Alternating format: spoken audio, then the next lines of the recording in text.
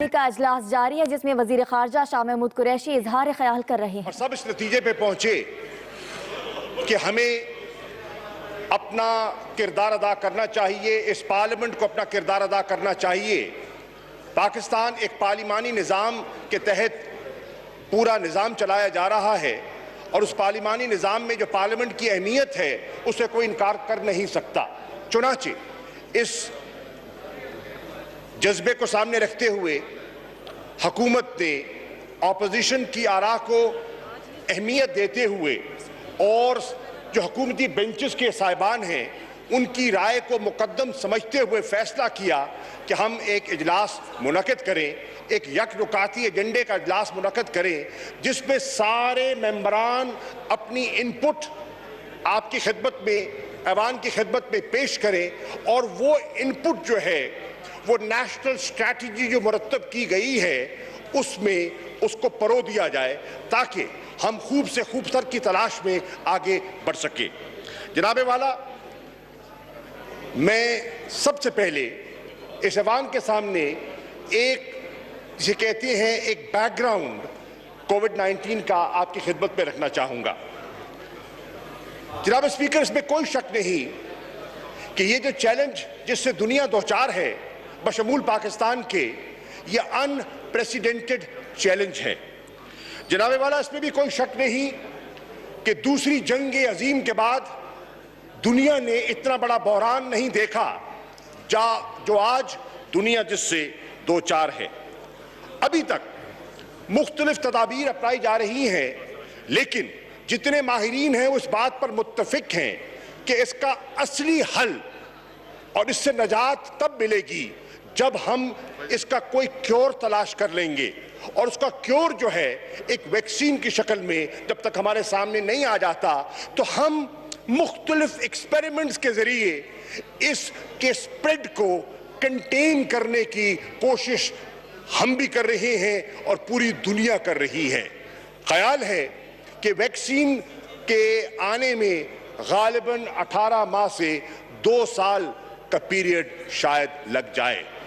اگر یہ اتنا عرصہ درکار ہے تو اس دنیا نے اور دنیا کے معاشی پہیے نے بھی چلنا ہے، تو اس لیے ہمیں مل بیٹھ کر تدابیر سوچنی ہوں گی، ہمیں مل بیٹھ کر حکمت عملی اپنانی ہوگی جس سے کہ ہمارے روزمرہ کے معمول کے کام جو ہیں وہ آگے بڑھ سکے۔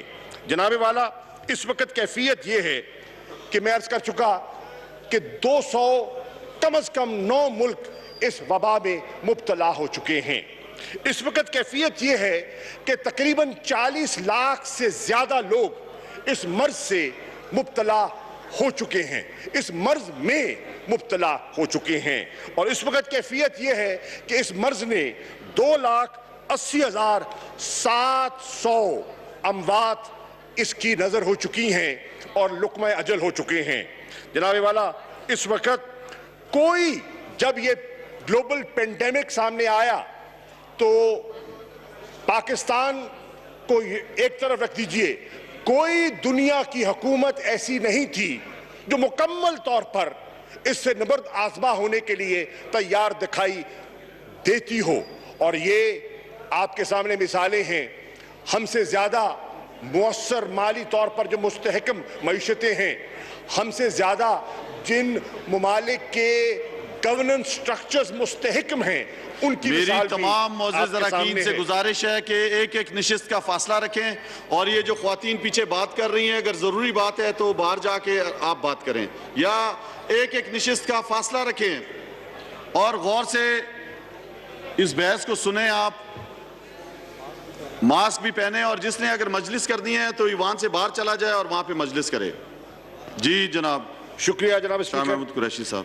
تو میں عرض کر رہا تھا، میں آپ کے سامنے ایک گلوبل جائزہ رکھ رہا تھا، اور اس کے بعد میں آپ کی خدمت میں عرض کرنا چاہتا ہوں where does پاکستان اسٹینڈ، اور پاکستان کو پلیس کرنے سے پہلے آپ کا ایک تقابلی جائزہ آپ کی نظر ہونا چاہیے، اور تقابلی جائزہ یہ ہے کہ اس وقت دنیا میں جو اموات ہو رہی ہیں کرونا وائرس کی نظر جو لوگ ہوئے ہیں، اس کی کیفیت یہ ہے کہ امریکہ جیسا مستحکم خوشحال جس کا کہ ہیلتھ کیئر سسٹم بہت ایڈوانسڈ ہے. اس کی کیفیت یہ ہے کہ 80,000 سے زیادہ اموات امریکہ میں ہو چکی ہیں. اس وقت کیفیت یہ ہے کہ برطانیہ میں 31,000 سے زیادہ اموات ہو چکی ہیں. اس وقت کیفیت یہ ہے کہ اٹلی جیسے ملک میں 30,000 سے زیادہ اموات ہو چکی ہیں اور فرانس جیسے ملک میں 26,000 سے زیادہ اموات ہو چکی ہیں. یہ ہے دنیا کی کیفیت, یہ ہے دنیا کے حالات. اگر آپ اس کا موازنہ پاکستان جیسے ملک سے کریں جو ترقی پذیر ملک ہے, جس کے وسائل بھی محدود ہیں, تو جناب اسپیکر جس کا ہیلتھ کیئر سسٹم خاصا فریجائل ہے, تو اس کے برعکس اگر پاکستان کی کیفیت دیکھیں تو پاکستان کی کیفیت یہ ہے کہ 10 مئی تک پاکستان میں 661 اموات ہو چکی ہیں. پاکستان میں اس وقت کوئی 29,000 سے کچھ زیادہ کیسز ہیں, کنفرمڈ پازیٹیو کیسز ہیں, اور پاکستان میں 8,023 کے لگ بھگ لوگ ایسے ہیں جو اس مرض میں مبتلا ہوئے لیکن اس کا مقابلہ کر کے صحت یاب بھی ہو چکے ہیں.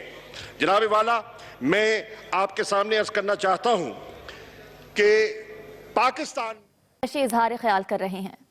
جناب والا, بصد احترام میں اس رائے سے متفق نہیں ہوں. میں سمجھتا ہوں کہ پاکستان نے دیگر ممالک کی نسبت بڑا سوئفٹ اور امیڈیٹ رسپانس کیا. کس طرح میں عرض کرنا چاہوں. جناب والا, جب یہ وبا سامنے آتی ہے تو پاکستان کی حکومت فی الفور فیصلہ کرتی ہے, نیشنل سیکیورٹی کمیٹی کا اجلاس بلاتی ہے, ایک اسپیشل اجلاس بلایا جاتا ہے اور اس اجلاس میں نہ صرف نیشنل سیکیورٹی کمیٹی کے ممبران بلکہ اسپیشل انویٹیشن ایکسٹینڈ کیے جاتے ہیں. وزیر اعلیٰ سندھ کو بلایا جاتا ہے, وزیر اعلیٰ پنجاب, وزیر اعلیٰ بلوچستان, وزیر اعلیٰ خیبر پختونخوا, وزیر اعلیٰ گلگت بلتستان اور آزاد کشمیر کے وزیر اعظم کو اسپیشلی بلایا جاتا ہے کہ ان کے خیالات سے مستفید ہو کر ہم آگے بڑھیں. نیشنل سیکیورٹی کمیٹی بہت سی بحثوں کو سمیٹتے ہوئے ایک فیصلہ کرتی ہے کہ ہمیں اس سے دوچار ہونے کے لیے NCC کی ضرورت ہے, تو NCC معرض وجود میں آ جاتی ہے. اور NCC کا اجلاس جب ہوتا ہے تو NCC کا اجلاس اس نتیجے پہ پہنچتا ہے کہ اس کے لیے ہمیں ایک امپلیمنٹیشن عام چاہیے. جو فیصلے NCC کرتی ہے ان کو عملی جامہ پہنانے کے لیے ہمیں ایک امپلیمنٹیشن کے لیے ہمیں ایک پورا ایک میکنزم چاہیے. تو اس میکنزم کی خاطر NCOC مرتب کی جاتی ہے اور اس NCOC میں سب صوبوں کو, فیڈریٹنگ یونٹس کو بشمول گلگت بلتستان اور آزاد کشمیر ان کو نمائندگی دی جاتی ہے اور ان کے جو چیف سیکرٹریز ہیں وہ اس فورم کے ممبرز ہیں. روزانہ کی بنیاد پر یہ NCOC ملتی ہے, 9 سے 11 یہ ملتی ہے اور اس کا ملنے کے بھی کچھ آبجیکٹیوز ہیں. اس کے آبجیکٹیوز کیا ہیں جناب والا؟ اس کے آبجیکٹیوز میری نظر میں 3 ہیں. 3 آبجیکٹیوز ہیں کہ روزانہ اسد عمر صاحب پروونشل اپڈیٹس لیتے ہیں from all the chief secretaries of different units. ان سے اپڈیٹ لیتے ہیں. ہاں, آپ کے ہاں صورتحال کیا ہے ہمیں آگاہ کیجئے. نمبر 1. نمبر 2, یہ ان سے جتنے سٹیک ہولڈرز ہیں وہ اس کمیٹی کے ممبران ہیں, بشمول NDMA, بشمول نیشنل سیکیورٹی انسٹیٹیوشنز, اور ایک سرونگ لیفٹنٹ جنرل جو ہیں وہ ان کے ساتھ معاونت کر رہے ہیں تاکہ ان کے فیصلوں کو وہ عملی جامہ پہنا سکیں. جناب والا, اس کے بعد میں اس کرتا چلوں کہ کنسلٹیشن کے پروسیس کو سامنے رکھتے ہوئے آبجیکٹو کیا ہے؟ آبجیکٹو ہے consensus building. Objective consensus building کا اس لیے ہے کہ ہمیں مرتب کرنی ہے ایک national strategy to deal with this pandemic, اور الحمدللہ میں سمجھتا ہوں کہ بتدریج ہم اس نیشنل اسٹریٹجی کو مرتب کرنے میں کامیابی سے ہمکنار ہو رہے ہیں. جناب والا, جانتے ہوئے کہ وفاق کی ذمہ داریاں ہیں اور وفاق اپنی ذمہ داریوں سے عہدہ برا ہونے کی حد الوسع کوشش کر رہا ہے, ہم نے جانتے ہوئے کہ 18ویں ترمیم ہم پر اس کا نفاذ ہو چکا ہے, ہم جانتے ہیں کہ صوبائی خود مختاری کا موضوع جو ہے بڑا حساس موضوع ہے, جانتے ہوئے کہ 18ویں ترمیم 2010 سے آ چکی ہے, ہم نے کوشش کی ہے کہ صوبوں کو सूबों को फ्लेक्सिबिलिटी भी दी जाए और उनको ग्राउंड रियलिटीज को सामने रखते हुए वो अगर समझते हैं कि कोई उन्होंने नोक पलक दुरुस्त करनी है फेडरल फैसलों पर, तो उनको फ्लेक्सिबिलिटी होनी चाहिए और वो फ्लेक्सिबिलिटी दी जा रही है। जनाबे वाला, मैं आपको उसका एक मिसाल देता हूं। अभी हालिया जो एनसीसी का आखिरी इजलास था, उसमें सब चीफ मिनिस्टर्स आए, उन्होंने अपनी पॉइंट ऑफ व्यू दिया। हमने एक नेशनल कंसेंसस, जब ईजिंग ऑफ लॉकडाउन की बात हो रही थी, तो हमने एक नेशनल कंसेंसस बिल्ड करने के लिए, एक इत्तफाक राय पैदा करने के लिए नशिस्त की। उस नशिस्त में पहले एनसीओसी का इजलास होता है, उसके बाद एनसीसी का इजलास होता है, फिर वजीर आजम सबसे इनपुट लेते हैं और उस पर इत्तफाक हो जाता है। सिर्फ एक नुक्ते पर इत्तफाक ना हो सका, और वो इत्तफाक ना हो सका जिस नुक्ते पर, वो था इंटर प्रोविंशियल कम्युनिकेशन। रेल का सफर, जहाज का सफर और जो जमीन का रोड ट्रांसपोर्ट का सफर है, इस पर पंजाब तैयार था, खैबर पख्तूनख्वा तैयार था, लेकिन कुछ हमारे यूनिट्स ऐसे थे जिनको रिजर्वेशंस थी और फॉर गुड रीजंस होंगी, और उन्होंने मजीद मोहलत मांगी और उनके ख्याल में हमें उजलत से काम नहीं लेना चाहिए। तो उनकी आरा को सामने रखते हुए को हम फैसला कर सकते थे, लेकिन ऐसा नहीं किया गया और उस फैसले को मौखर कर दिया गया। तो ये है, मैं अर्ज कर रहा था, आपको एक मिसाल कि कैसे हम इसको नेशनल कंसेंसस को बिल्ड करने की कोशिश कर रहे हैं। जनाबे वाला, एक तासुर मैंने अखबारात में देखा, मैंने बहुत से लीडर्स की तकारीर भी सुनी है और कुछ मोज़ेज़ मेंबरान की मैंने प्रेस कॉन्फ्रेंसेस भी देखी हैं। उन प्रेस कॉन्फ्रेंसेस को जब मैं देखता हूं तो एक उससे तासुर मिलता है कि जैसे कि सब यूनिट्स के साथ कोई यकसा सलूक नहीं बरता जा रहा और एक इम्तियाजी सलूक की कैफियत को हवा दी जाती है। जनाबे वाला, मैं इस ऐवान के आपकी तवज्जुह से on the floor of the house ये कहना चाहता हूं, अगर ये तासुर है तो ये तासुर हकीकत पर मबनी नहीं है। वो हकीकत पर मबनी क्यों नहीं है, मैं बताता हूं उसका बुनियादी फलसफा क्या है। उसका बुनियादी फलसफा ये है कि जो कोविड है 19, ये न सिर्फ एक ग्लोबल चैलेंज है बल्कि एक नेशनल चैलेंज है, और इसके लिए एक नेशनल इमरजेंसी जो है वो लागू है। और नेशनल इमरजेंसी के लिए आपने अगर रिस्पॉन्स तय करना है तो रिस्पॉन्स नेशनल हो सकता है, इलाकाई नहीं हो सकता, रीजनल नहीं हो सकता। जनाबे वाला, इसी चीज को हम जानते हैं कि ये एक ऐसी वबा है दैट रिस्पेक्ट्स नो बॉर्डर्स।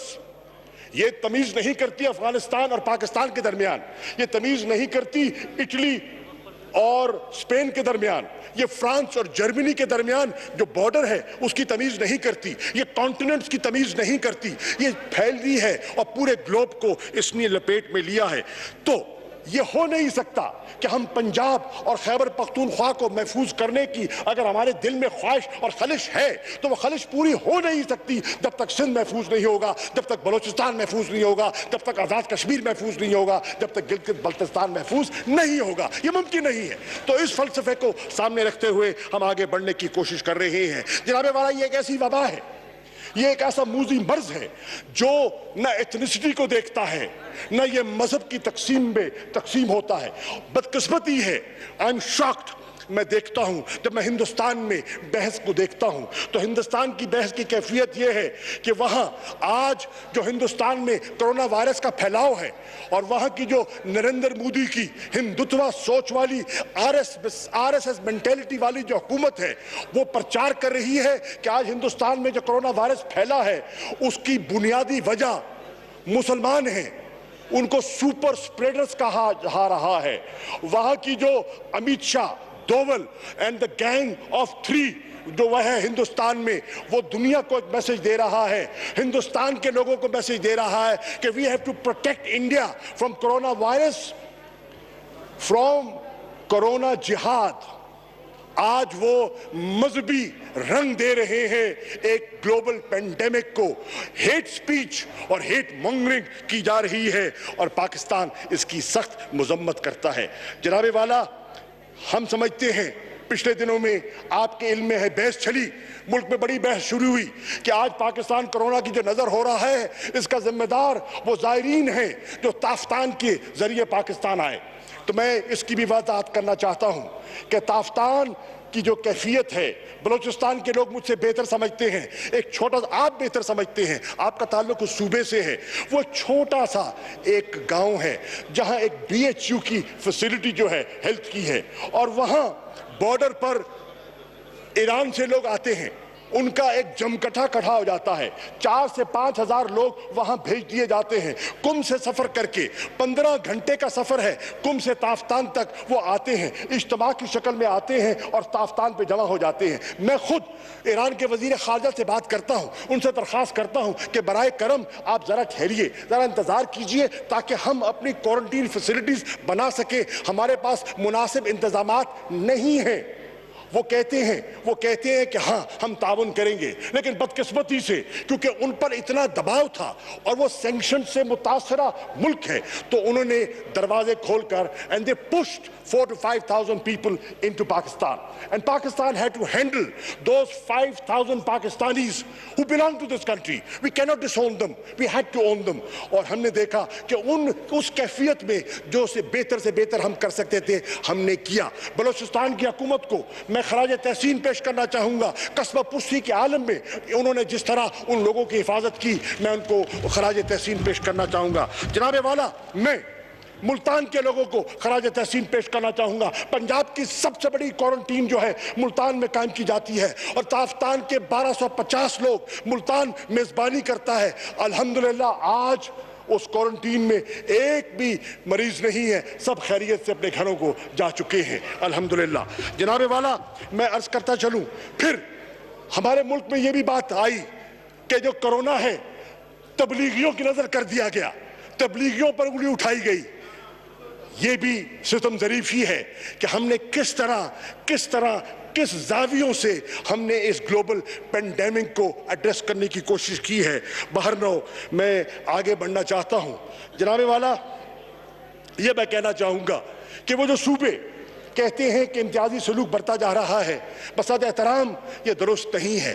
बेहतरी की गुंजाइश हो सकती है, आप बेहतरी का मुतालबा करें, हम अपने वसाइल के अंदर रहते हुए हर मुमकिन कोशिश करेंगे बेहतरी के लिए। लेकिन मैं एक तकाबली जायज़ा आपके सामने ज़रूर रखना चाहूँगा। उस तकाबली जायज़े पर क्योंकि चेयरमैन पाकिस्तान पीपल्स पार्टी जनाब रहे हैं, तो हमें आगे बढ़ना होगा। जनाबे वाला, मैं बिल्कुल कहूंगा बिलावल भुट्टो जरदारी साहब से, मैं इनकी जमात का हिस्सा रहा हूं। मैंने अपनी जिंदगी के जवानी के कई साल पाकिस्तान पीपल्स पार्टी में गुजारे हैं। वो पीपल्स पार्टी जो मुझे याद है वो जुल्फ़िकार अली भुट्टो की पीपल्स पार्टी वफाक की बात करती थी, वो बेहतरमा बेनज़ीर भुट्टो की पार्टी वफाक की बात किया करती थी। मैं आज हैरान होता हूँ कि आज वफाकी सोच सुबाइयत में मुब्तला क्यों हो गई है, आज हमारी सोच एक रीजन तक महदूद क्यों हो गई है। आपका तो लिबादा वफाक का लिबादा था, आज आप सुबाई। हाँ, पीपल्स पार्टी से वफाक की खुशबू आया करती थी और आज मैं सुबाई तासुब की बू जब देखता हूं तो मुझे तशवीश होती है और मैं समझता हूं कि इसमें हमें नजरसानी करनी होगी। जनाबे वाला, वक्त आ गया है। पेंडेमिक कौन सा तकाजा कर रहा है कि हमने एक कार्ड खेलना है और वो नेशनल कार्ड है, वो पाकिस्तानी कार्ड है। सिंध कार्ड या कोई कार्ड आज पाकिस्तान की जरूरत नहीं है, आज पाकिस्तान कार्ड की जरूरत है और पाकिस्तान कार्ड को हम सामने रखकर आगे बढ़ना चाहते हैं। जनाबे वाला, अब बहुत बहस हुई कि लॉकडाउन को ईज कर दिया गया। ये कैसी हुकूमत है, ये कैसे फैसले करती है, ये कितने अनाड़ी हैं, ये कितने अनजान हैं। एक तरफ कोरोना जो है वो पीक कर रहा है, राइजिंग इन्फेक्शंस हैं और आप लॉकडाउन को ईज कर रहे हैं। तो ये क्या हिमाकत कर रहे हैं। ये बहुत बहस चली, वो बहस सिर्फ पाकिस्तान में नहीं है जनाब स्पीकर, ये बहस पूरी दुनिया में हो रही है। अमेरिका की रियासतों के अंदर बहस है, यूरोप के अंदर बहस है। कल जर्मनी के अंदर लॉकडाउन के खिलाफ एहतजाज हुआ, आज इटली جو ایپی سینٹر تھا یورپ کا آج وہ ایز کر رہا ہے, وہ لاک ڈاؤن ایز کر رہا ہے. آج یورپ کا ہر ملک جو اس میں جکڑا رہا ہے وہ دیکھ رہا ہے, جو اکنامک ریسیشن کو دیکھ رہا ہے, جو اکنامک کانٹریکشن کو دیکھ رہا ہے. اور آج انٹرنیشنل فائنینشیل انسٹیٹیوشنز کہہ رہے ہیں کہ دنیا کی جو گلوبل اکانومی ہے وہ 3% سے کانٹریکٹ کرے گی. اگر 3% سے گلوبل اکانومی کانٹریکٹ کرتی ہے mister speaker, that comes into trillions of dollars. جو اسٹیبلشڈ اکانومیز ہیں اگر وہ یہ بوجھ نہیں لے سکتی تو پاکستان کی اکانومی کی کیفیت جب ہم نے حکومت سنبھالی, جو میکرو اکنامک انڈیکیٹرز تھے وہ کس رخ تھے وہ پاکستانی قوم بھی جانتی ہے اور انٹرنیشنل فائنینشیل انسٹیٹیوشنز بھی جانتے ہیں. سو Pakistan, Mr. Speaker, was facing a twin challenge. And what is the twin challenge? Leaders of different political parties are sitting here. The twin challenge Pakistan is facing is we have to protect the people of Pakistan from coronavirus. We have to save lives. ہمیں جانیں بچانی ہے, corona کی لپیٹ سے جانوں کو بچانا ہے. ایٹ دا سیم ٹائم ہم نے پاکستان کا جو اکنامک سلو ڈاؤن کی وجہ سے, اکنامک کانٹریکشن کی وجہ سے جو ہمارا لائیولیہڈز ہیں جو متاثر ہو رہی ہیں اور بھوک افلاس سے جو اموات کا خدشہ ہے اس سے بھی ہم نے پاکستان کو محفوظ کرنا ہے. میں چند فیکٹس اس ایوان کی خدمت میں پیش کرنا چاہتا ہوں. نمبر 1, جناب والا, میں آپ کی نظر کرنا چاہتا ہوں, اور یہ میں نہیں, میں تو ایکسپرٹ نہیں ہوں, ہم تو ایکسپرٹ سے رہنمائی لیتے ہیں, اور جو ایکسپرٹس ہیں وہ کہہ رہے ہیں کہ پاکستان کا جو انفیکشن کا کرو ہے وہ دنیا اور یورپ اور امریکہ کے کرو سے قدرے مختلف ہے. وہاں ایکسپوننشل گروتھ ہوتی ہے اور شارپ رائز ہوتا ہے, لیکن پاکستان کا اگر موازنہ کریں تو یہاں گروتھ ہو رہی ہے لیکن it's slower and the curve is much flatter as compared to Europe and America. Now, I will build on that. Number 1. Number 2, جناب والا, اگر دیکھا جائے اگر ہمارا کرو سلوور ہے اور فلیٹر ہے اس کا مطلب ہے when do we peak? Nobody knows. I cannot predict. You cannot predict when will Pakistan peak. It can peak end of May. It can peak early June. It can go up to July. Can Pakistan and the economy of Pakistan afford a prolonged lockdown? The answer is no. The answer is no. And we have to devise, and we have to look at the ground realities to devise a strategy. جناب والا, اس کو میں ایک اور زاویے سے دیکھتا ہوں. اگر ہم دیکھتے ہیں پاکستان کا ڈیتھ ریٹ اس وقت تک تو 2 اموات ہوتی ہے پر 1 ملین, اور اگر میں اٹلی سے موازنہ کروں تو اٹلی کا جو فیکٹ اور فگر سامنے ہے وہ ہے 414 اموات پر ملین. تو یہ ہے ڈیٹا, اینڈ ڈیٹا سپیکس, اور جب ڈیٹا بولتا ہے تو ہمیں سننا چاہیے اور اپنی حکمت عملی کو ڈیٹا کے مطابق ایڈجسٹ کرنا چاہیے. جناب والا, ہم نے یہ بھی دیکھا, اور میں خراج تحسین پیش کرنا چاہوں گا مراد علی شاہ صاحب کو. مراد علی شاہ نے اچھا کام کیا تو ہمیں داد دینی چاہیے, ہمیں کوئی عار نہیں ہے, ہمیں کوئی گھبراہٹ نہیں ہے کسی کی تعریف کرنے میں, کیونکہ یہ مسئلہ قومی ہے. اور لیکن میں کہتا چلوں, پوری قوم اس بات کی گواہ ہے کہ مراد علی شاہ کی کوشش کے باوجود, مراد علی شاہ کی نیک تمناؤں کے باوجود سندھ میں لاک ڈاؤن جو کہتے ہیں وہ اس طرح سے مؤثر نہیں ہو سکا جس طرح وہ چاہتے تھے. ڈیفنس میں ہوا, کلفٹن میں ہوا, لیاری میں نہیں ہوا, سلمز میں نہیں ہوا, کچی آبادیوں میں نہیں ہوا, رورل سندھ میں نہیں ہوا.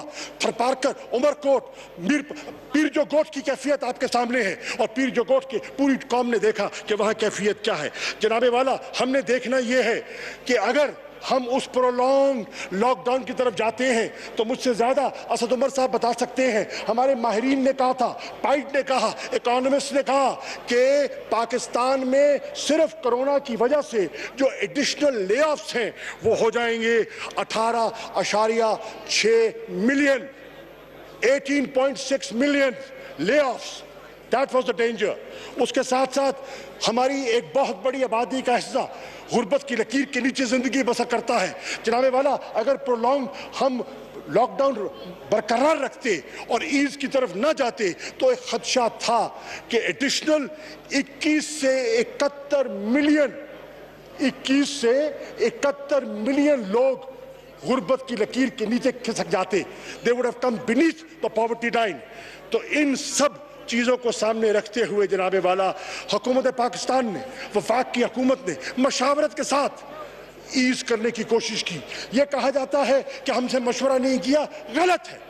ایز کے مشورے میں ساری صوبائی حکومتوں نے اپنی آمادگی کا اظہار کیا. آمادگی کے بعد یہ ایز ڈاؤن کا پروسیس آگے شروع کیا گیا.